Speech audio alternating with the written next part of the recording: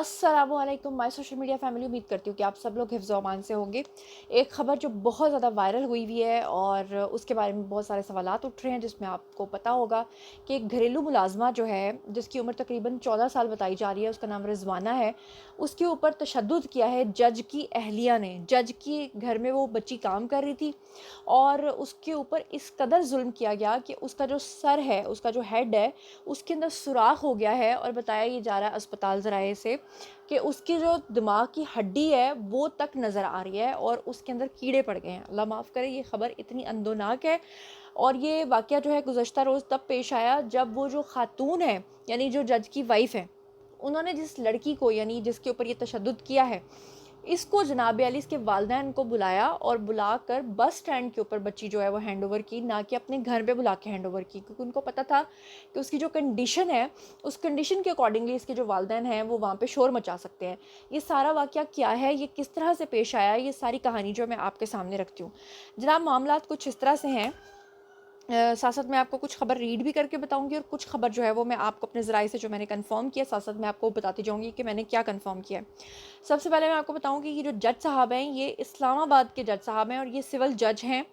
और जनाब अली, चक्कर क्या है कि जो लड़की है, इसकी पूरी बॉडी के ऊपर 15 जगह पे डिफरेंट निशानात और ज़ख्म के निशानात और जो तशद्दुद के निशानात हैं वो मौजूद हैं। और ये बच्ची जो है ये इस वक्त इस्लामाबाद में नहीं बल्कि लाहौर के एक हॉस्पिटल के अंदर एडमिट है। अब मैं आपको बता दूं कि इसके साथ मामला क्या पेश आया है कि जो डीपीओ सरगोदा हैं, उनके साथ जब हम लोगों की टीम ने रब्ता किया तो उन्होंने, जो डीपीओ सरगोदा फैसल कामरान है, उन्होंने क्या बताया। उन्होंने कहा कि बच्ची के सर के ऊपर वाकई ज़ख्म हैं, क्योंकि हम ये कंफर्म करना चाहते थे कि उसके जो पेरेंट्स हैं वो एग्जैजरेट तो नहीं कर रहे हैं। अब ये जो कामरान साहब हैं, इनका ये कहना है कि जी वाकई मुतअद्दिद जगह पर ज़ख्म भी मौजूद हैं और बर वक्त इलाज ना होने की वजह से, यानी कि ज़ख्म पुराने होने की वजह से उसको कीड़े भी पड़ गए हैं। और इब्तदाई जो उसकी मेडिकल रिपोर्ट है उसके अकॉर्डिंगली उन्होंने कहा है कि 15 जगह पे डिफरेंट बॉडी के पार्ट्स के ऊपर जो हैं वो निशानात हैं। और जो तशद्दुद के निशानात हैं वो प्राइवेट पार्ट्स के ऊपर भी देखे गए हैं।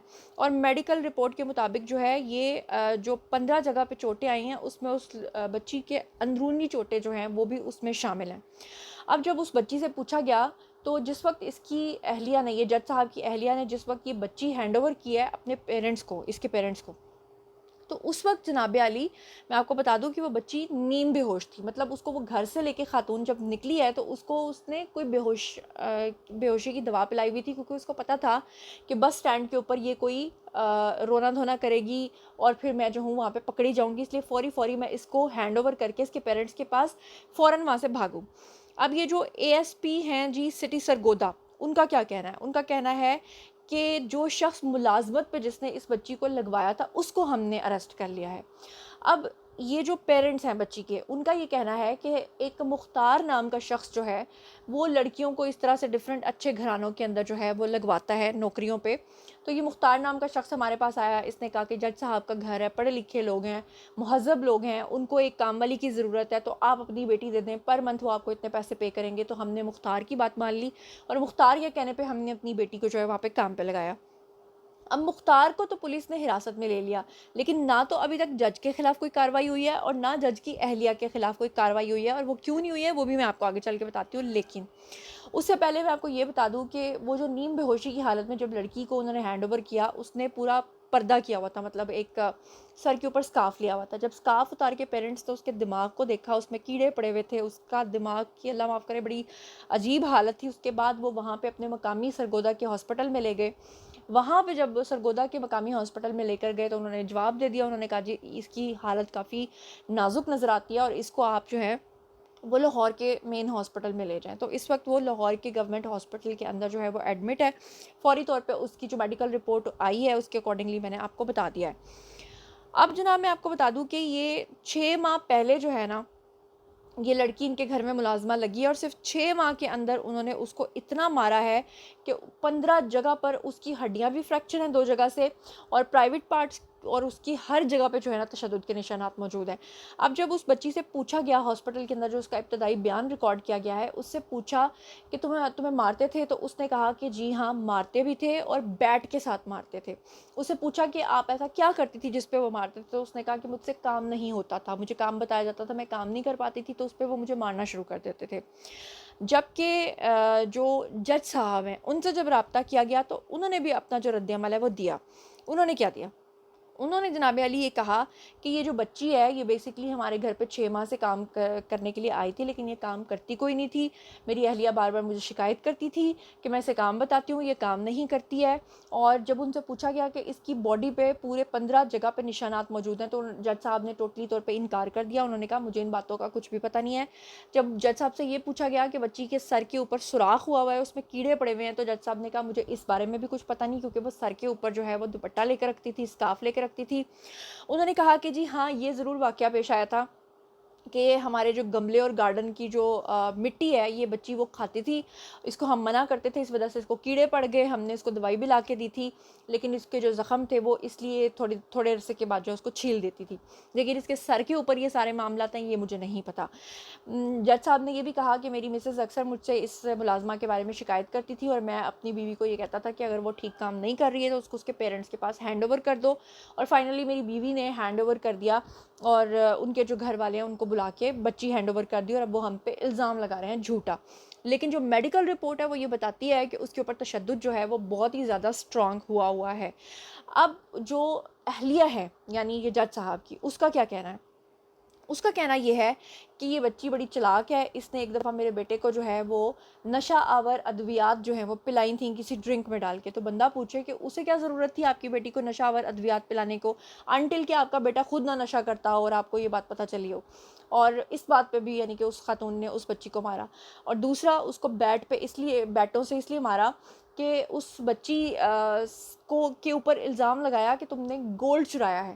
لیکن یہ منطق سمجھ میں نہیں آتی کہ اگر اس بچی نے واقعی گولڈ چرایا ہوگا، ٹھیک ہے جی ملازمائیں چوری بھی کرتی ہیں، سب کچھ کرتی ہیں، ہو سکتا ہے اس نے چوری کر لی ہو، تو اس پہ یہ کہنا کہ اس نے جا کے اس کو گٹر کے اندر بہا دیا ہے، تو یہ سمجھ میں نہیں آتی پاسبلٹی۔ کیونکہ مجھے اچھے طریقے سے یاد ہے کہ ہم نے ایک ملازمہ رکھی تھی اپنے گھر پہ، اور وہ بالکل ایک چھوٹی سی بچی تھی، اس کی سی سی ٹی وی فوٹیج بھی ہمارے پاس تھی، اور وہ آج ہمارے پاس لگی، اور کل اس نے جناب کیا کیا کہ سائڈ ٹیبل پہ پڑے ہوئے جو پیسے ہیں وہ چرا لیے، اور پورے گھر کے اندر ہم نے یہ بات کر دی کہ یہ پیسے ملنے چاہیے ہر صورت، کیونکہ ہمیں پتہ تھا کہ گھر میں کوئی دوسرا بندہ موجود نہیں تھا۔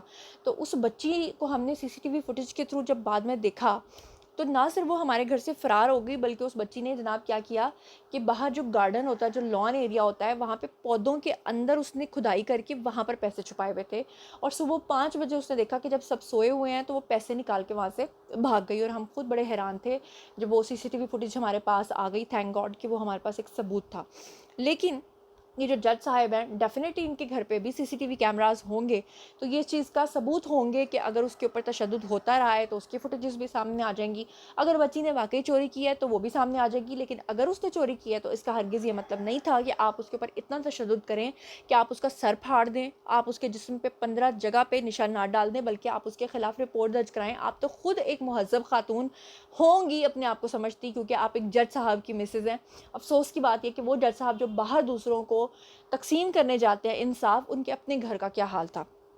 اب جناب علی جو عاصم حفیظ صاحب ہیں انہوں نے بتایا کہ جی ابھی تک ہم نے تمام واقعے کا جائزہ لے لیا ہے، لیکن کوئی بھی ایف آئی آر درج نہیں ہوئی۔ اب ایف آئی آر کیوں درج نہیں ہوئی؟ کیونکہ ان کا کہنا یہ ہے کہ نہ تو بچی کے جو پیرنٹس ہیں انہوں نے ابھی تک کوئی رپورٹ درج کروائی ہے، اور نہ ہی جو ہے وہ جج صاحب کی طرف سے کوئی اس طرح کی چیز سامنے آئی ہے۔ تو جب ہمارے پاس کمپلینٹ آئے گی، پراپر ایف آئی آر درج ہوگی، تو پھر ہی ہم اس کے اوپر کوئی کارروائی کریں گے، لیکن ویسے قانون کے اکارڈنگلی جو کارروائی بنتی ہوگی وہ ہم کریں گے۔ تو قانون کے مطابق کیا کارروائی بنے گی آپ خود سوچ لیں کہ ایک طرف ایک غریب بچی اور دوسری طرف جج صاحب ہیں، اور جج صاحب خود جج ہیں، تو آپ خود سوچئے کہ انصاف کس کو ملے گا۔ تو نہ تو ان کی اہلیہ کے اوپر کوئی ہاتھ ڈالا جائے گا، نہ ان کو پکڑا جائے گا۔ ہاں البتہ یہ ضرور ہوگا اس کیس کا انجام کہ جج صاحب جو ہیں وہ اس کے پیرنٹس کو کچھ پیسے دے کر اور علاج کا لالچ دے کر جو ہے سیٹلمنٹ کر لیں گے، اور یہی ہمارے پاکستان میں ہوتا چلا آ رہا ہے۔ تو جناب یہ تھا آج کا ویڈیو۔ اب باری ہے جی آپ لوگوں کی، آئی کامنٹ سیکشن میں کہ جتنے بھی میں نے آپ کو حقائق بتائے ہیں اس کے بارے میں آپ کا کیا خیال ہے۔ جو کچھ بھی آپ سوچتے سمجھتے ہیں شیئر کیجیے، پرسنلی جواب دوں گی۔ مزید خبریں، ولاگز، انٹرویوز اور سیاسی تجزیے جاننے کے لیے میرے ساتھ کنیکٹڈ رہنا ہرگز مت بھولیے گا۔ چینل کو سبسکرائب کر لیجیے گا۔ اپنا بہت خیال رکھیے گا۔ اللہ نے کے بان۔